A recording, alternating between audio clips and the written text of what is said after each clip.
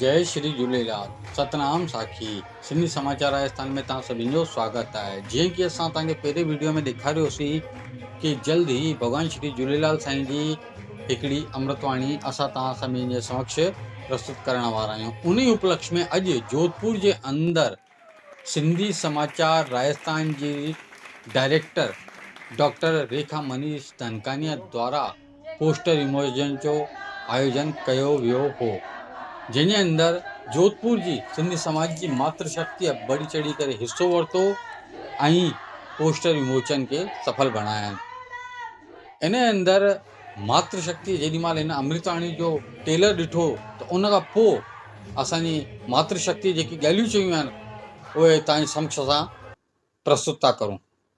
जय झूलेलाल। मां मानसी सुखनानी। मां कविता मामलानी। असां ॿिन्हिनि रेखा धनकानी जी झूलेलाल अमृतवाणी ॿुधी ॾाढी सुठी लॻी। असां ॿिन्हिनि खे ॾाढी सुठी लॻी। जय झूलेलाल।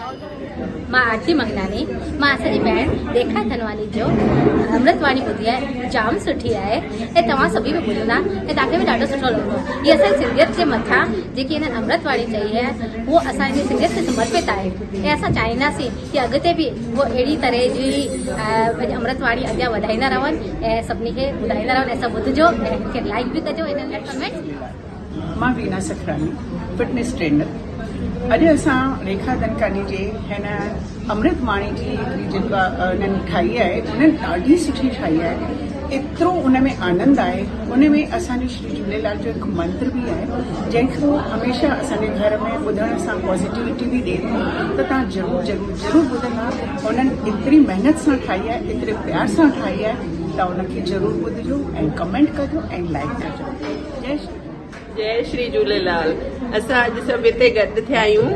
रेखा धनकानी जेका असांजी सुठी फ्रेंड आहे, फैमिली फ्रेंड आहे, हुनजे पोस्टर विमोचन ते जेका हुननि अमृतवाणी जी शुरूआति कनि पिया, जेका ॾाढी सुठी सिंधी समाज जे लाइ उहा शुरूआति कनि पिया, हुनजो अॼु पोस्टर विमोचन थियो आहे। हुनजी असांखे हिकु झलक बि ॾिसण लाइ मिली, पर हे तमामु सुठी आहे। सिंधी समाज जे अॻियां भविष्य लाइ बि ॾाढी सुठी ॻाल्हि कई आहे हिननि। रेखा धनकानी ॾाढी सुठी शुरूआति कई आहे। त मां सभिनि खे वेनिती थी कयां त तव्हां सभई इनखे सुठी अॻियां सभई अॻियां खां अॻियां वधाईंदा ऐं सिंधी समाज जी उन्नति जे उन में विकास में ऐं अॻियां सभिनि खे प्रोत्साहित कंदा। मुंहिंजो नालो रीमा संतानी आहे। असां रेखा धनकानी जेके असांजी भेण आहे उन हिकु विमोचन कयो आहे सिंधी अमृतवाणी जो। ॾाढी सुठी आहे। हुन असांखे हिकु झलक ॾेखारी आहे। उहा ॾाढी एक्टिव बि आहे ऐं उहो ॾाढो सुठो हुन में कयो आहे कमु। ऐं तव्हां सभई ॼणा हुनखे ॾिसिजो ऐं अॻियां बि हिनखे अॻियां प्रसारण कयो। मां हर्षा पारवानी आहियां। मां रेखा दीदी जी अमृतवाणी ॿुधी मूंखे ॾाढो सुठो लॻो। हुन सां ॾाढी पॉज़िटिविटी आई मूंखे। त तव्हां बि सभु ॿुधो ऐं हिन ॾाढो सुठो लॻो। जय श्री झूलेलाल। मां मीना चंदानी।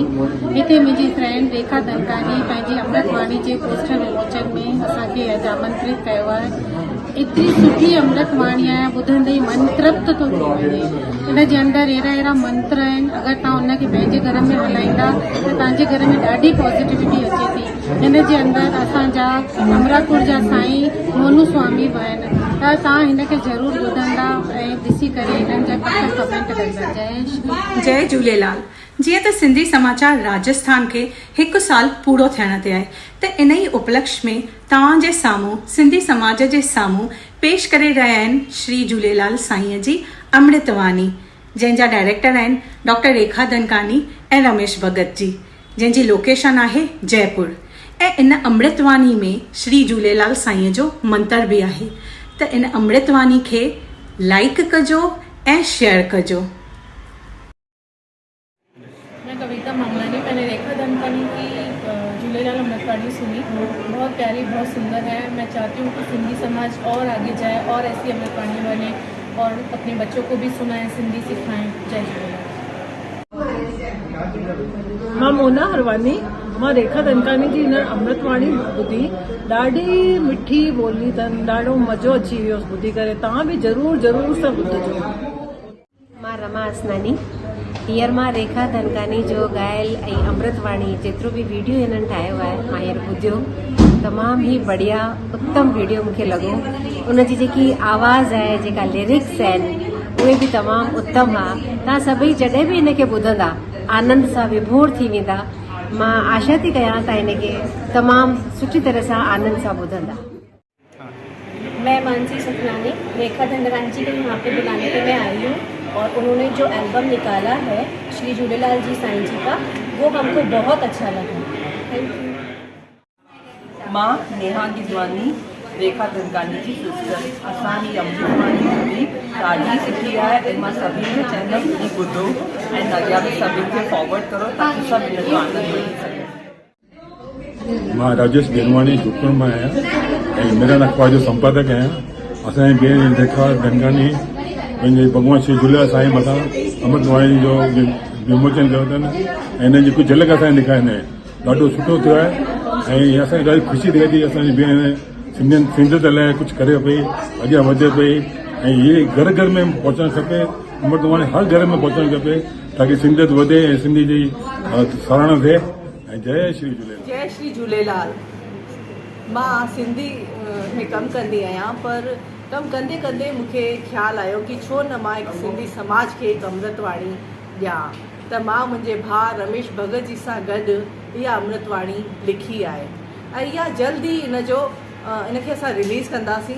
पर इन जो अॼु मूं पोस्टर विमोचन मुंहिंजी साहेड़ी सखियुनि सां गॾु मूं कयो आहे। इन्हनि मूंखे जाम साथ ॾिनो आहे हर क़दम ते, हर जॻह ते।